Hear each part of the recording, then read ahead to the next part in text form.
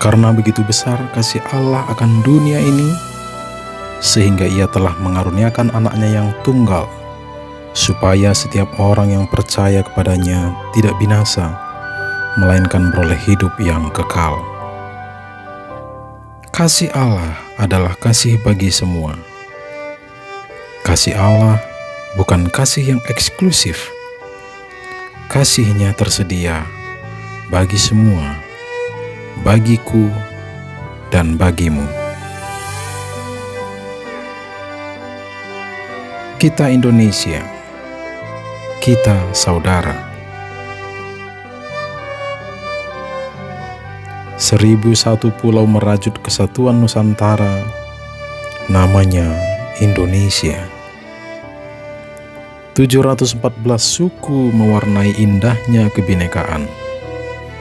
Itulah Indonesia. Ada Aceh, Gayo, Batak, Melayu, Nias, Palembang, Komering, Jawa, Sunda, Betawi, Ambon, Madura, Banjar, Dayak, Sasak, Minahasa, Bugis, Toraja, Asmat, Dani, dan sebagainya. Saya dari Sumatera, dan kita adalah Indonesia. Saya dari Sumatera, dan saya Indonesia.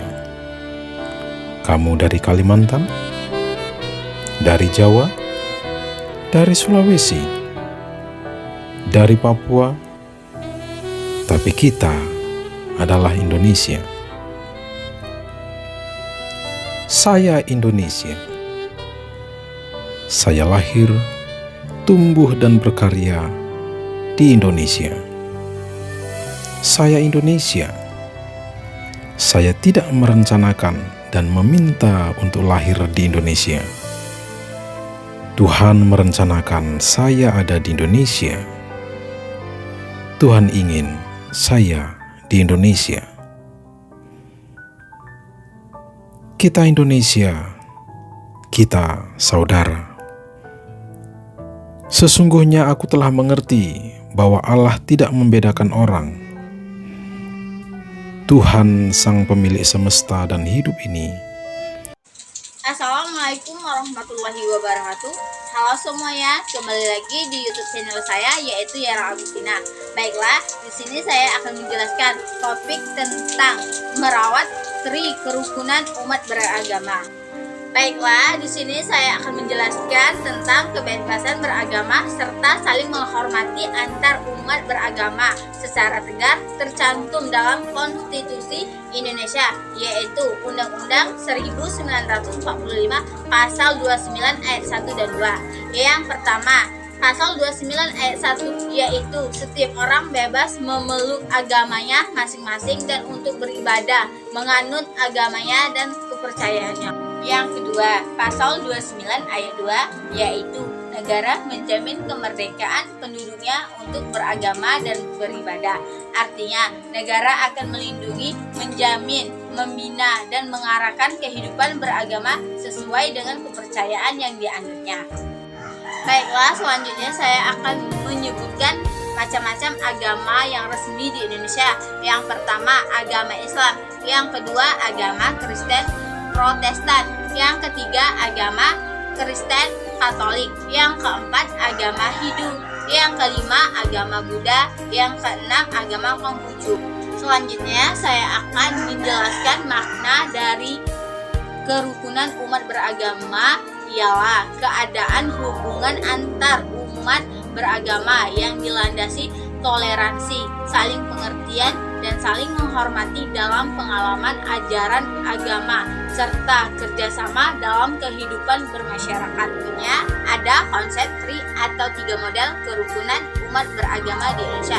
Yang pertama, kerukunan interumat beragama dalam Undang-Undang Dasar 1945 pasca amandemen pasal 28 ayat 1 ditegaskan bahwa setiap orang bebas memeluk agama dan beribadah menurut agamanya.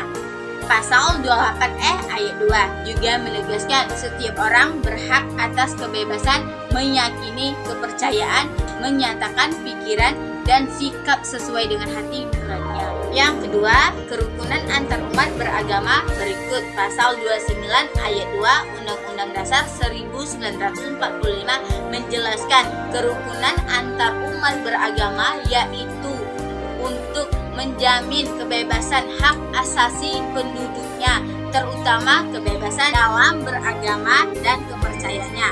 Di Indonesia yang sangat majemuk, pasal ini menjadi jaminan kebebasan dan kerukunan umat beragama. Manfaat dari kerukunan antar umat beragama ialah untuk memperkokoh silaturahmi dan menerima perbedaan. Yang ketiga, kerukunan antar umat beragama dengan pemerintah. Pemerintah turut mendukung keberlangsungan agama-agama di Indonesia. Dengan adanya Kementerian Agama, pemerintah pun menjamin tiap-tiap warga negara Indonesia untuk memeluk dan beribadah menurut ajaran agama masing-masing. Hal itu tertuang dalam Undang-Undang Dasar 1945 pasal 29 ayat 2. Baik, itu saja yang dapat saya jelaskan. Mohon maaf apabila ada kekurangan dan kesalahan. Semoga bermanfaat dan bisa dimengerti oleh kawan-kawan semuanya. Saya akhiri, wabillahi taufiq wal hidayah. Wassalamualaikum warahmatullahi wabarakatuh.